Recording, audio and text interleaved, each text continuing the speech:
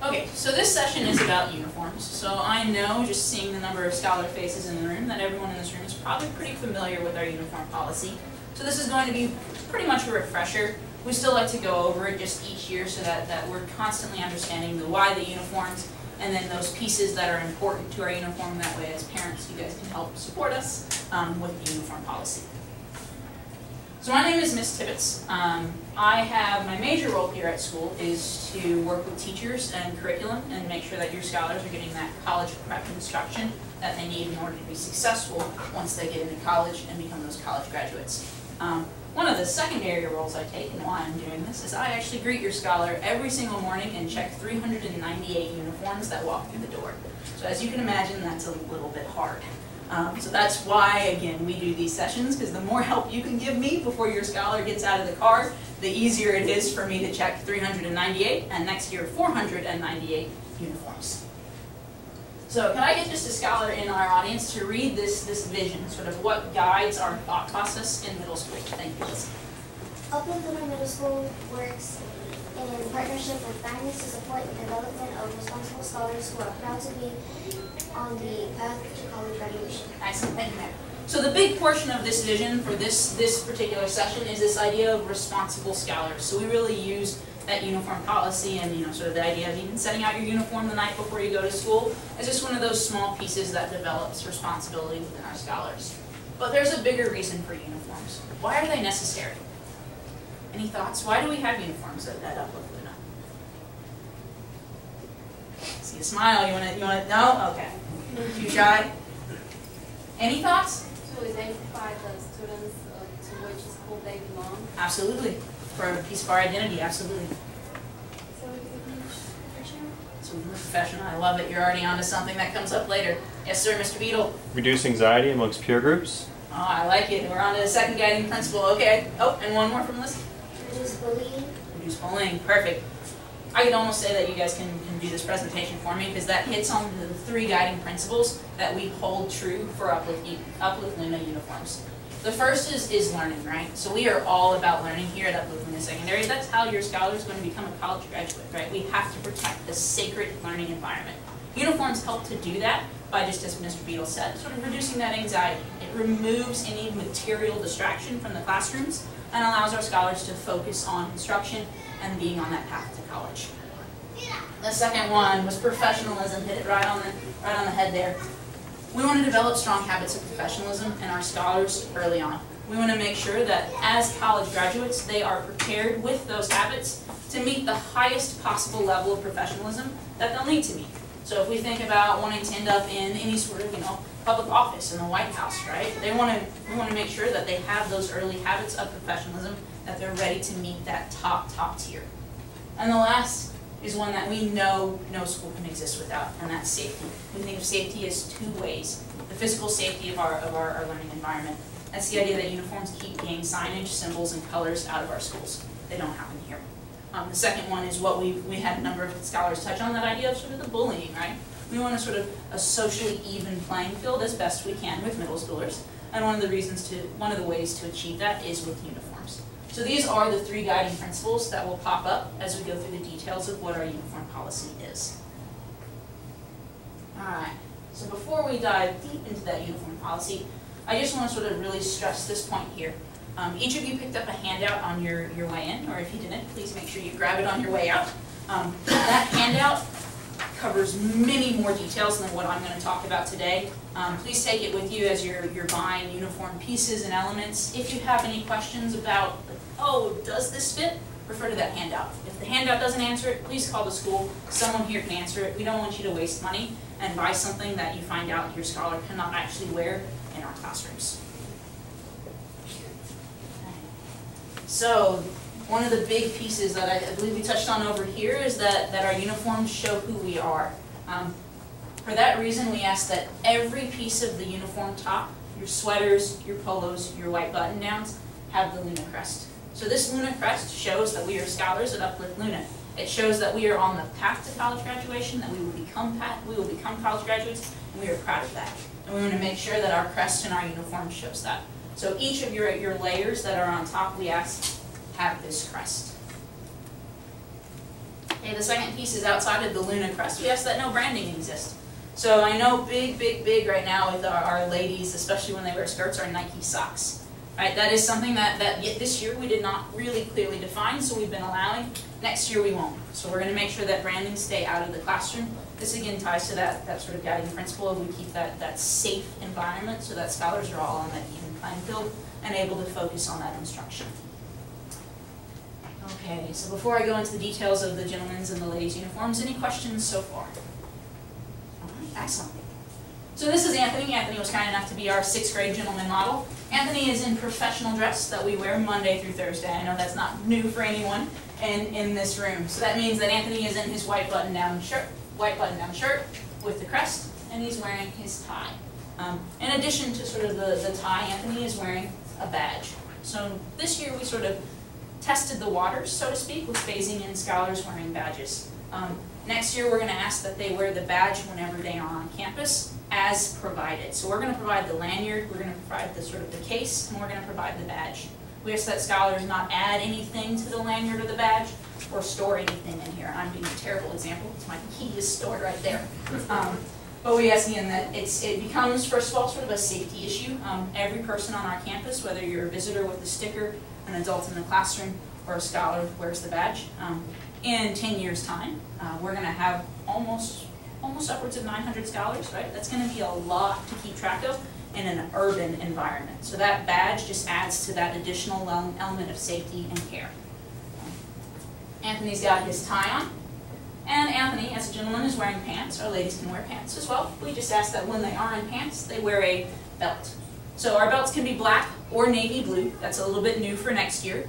We're, again, just trying to work with parents and what is easily accessible.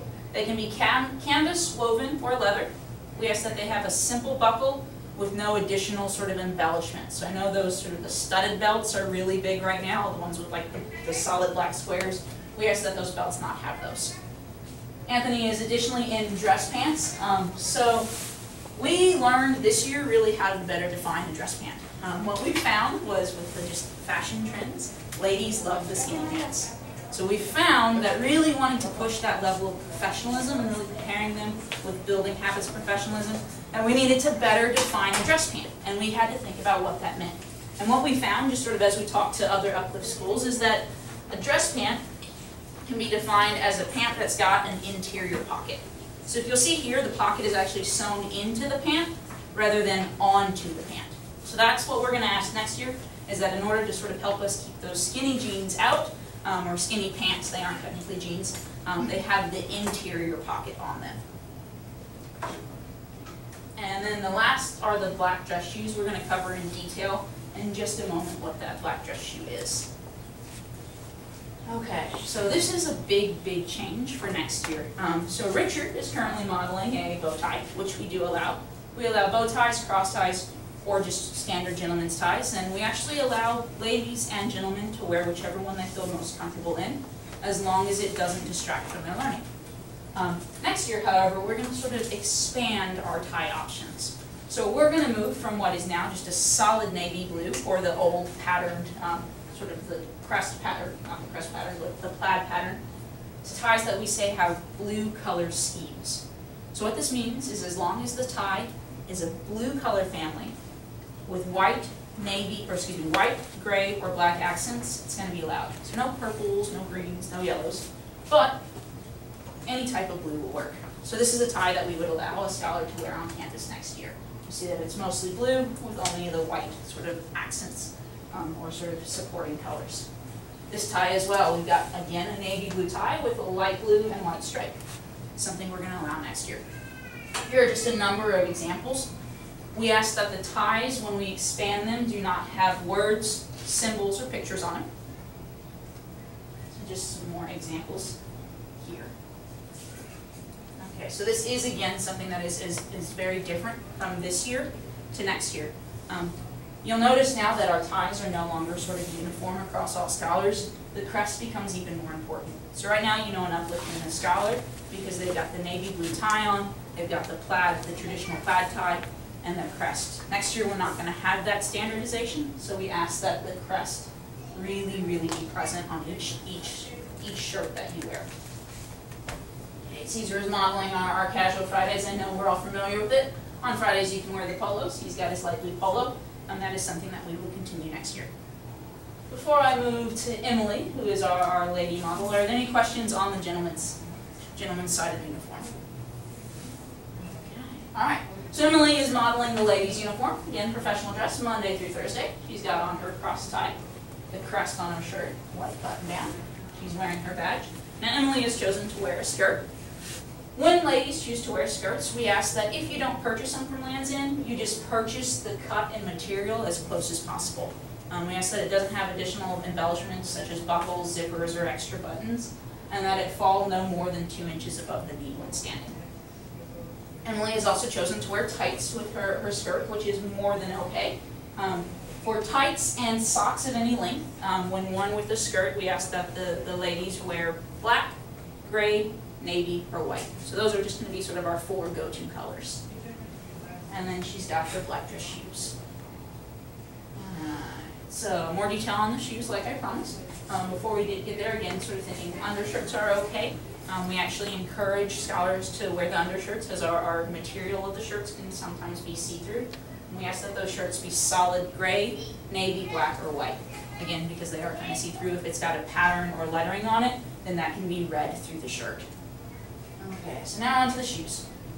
So I understand that those of you that have already been to the gym are hearing that you can't have black-soled shoes. So we actually sort of discovered that that's almost like impossible to find, like a solid black dress shoe with like a non-black soled shoe. So what we ask is that it actually just be a soft soled shoe so it doesn't scuff. So some examples, you've got some sort of lady shoes here that have the soft soles that are permissible on canvas. Gentlemen's shoes, and this one you'll see has sort of a buckle, a small modest embellishments, are all right, just as long as they are those scuff-free ones. We get a lot of questions about boat shoes. So boat shoes do fall under our sort of professional dress, but they must be solid black, sort of every piece. So stitching, laces, sole, each piece of the shoe has to be solid black.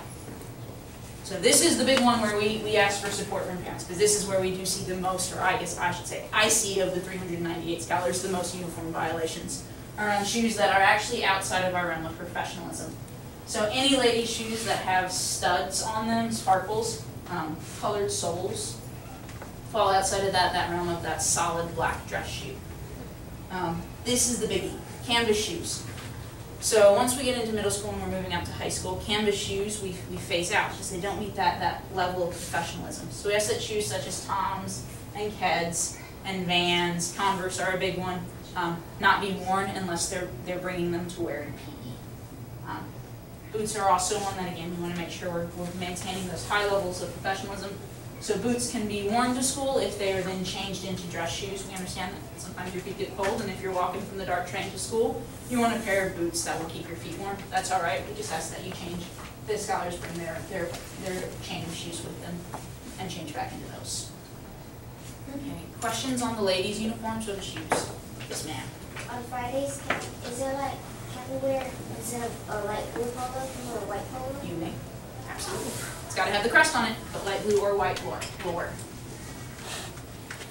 Okay, so we're going to actually skip this one. Any parents in the room, I'm sure you're familiar with the college t-shirt Fridays when earned. Someone in the audience.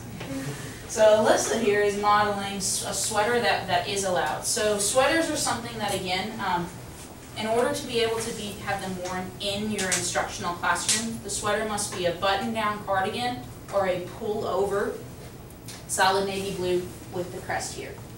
Sweaters such as this with zippers or high-neck collars are not allowed. We find the high-neck collar covers the professional attire of the tie and the collar, and so high necks we ask that scholars not wear in the classrooms. Anything with a hood is off limits, anything with a hood. So again, when it's cold outside, if your scholar needs to walk to school in a hoodie, that's quite all right. They are just going to be asked to remove them when they get into the building and are in their classroom. Okay, and last, any sort of heavy exterior jacket, track jacket, athletic jacket, even if it has the crest on it, your scholar's going to be asked to remove it when they're in the classroom. So what came up in some of the other sessions is that Lands' End website does offer some of these. I will say this, Lands End is a business, right? They're looking to upsell you on things. If you want to buy it, if your scholar really wants that winter jacket with the school crest on it, go for it. Just know that they will be asked to remove it when they're inside the building.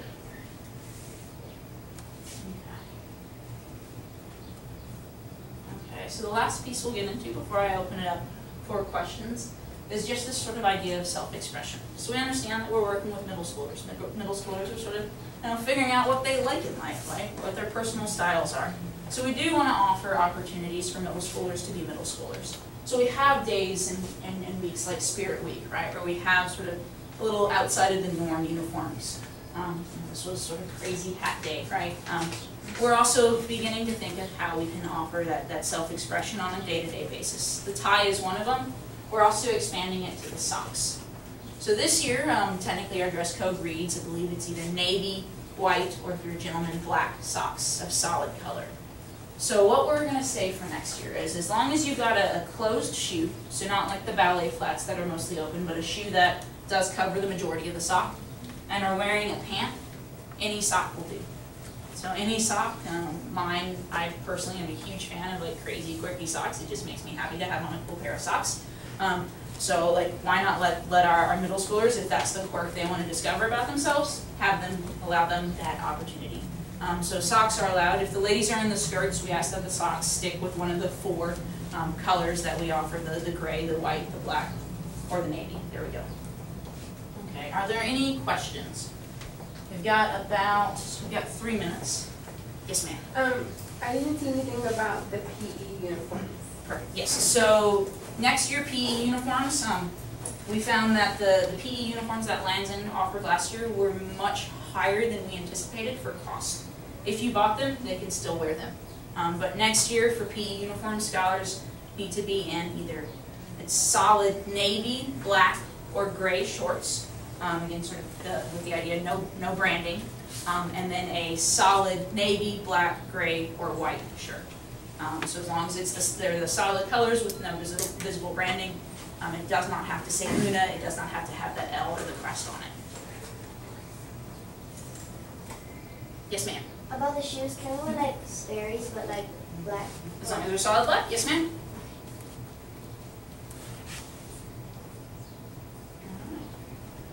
Any other questions? All right. Well then, I'm a minute ahead of schedule. I feel like I should take a break then. All right. Well, thank you all for coming. I guess you've got one more session, and then your evening is over.